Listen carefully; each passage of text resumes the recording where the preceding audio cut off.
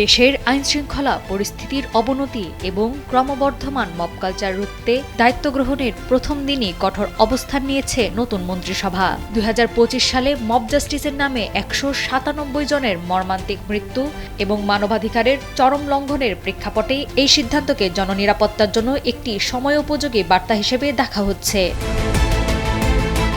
শুধু তাই নয়, দাবি দেওয়া আদায়ের নামে সড়ক মহাসড়ক অবরোধ করে জনভোগান্তি সৃষ্টির বিরুদ্ধেও কঠোর অবস্থানে থাকবে সরকার।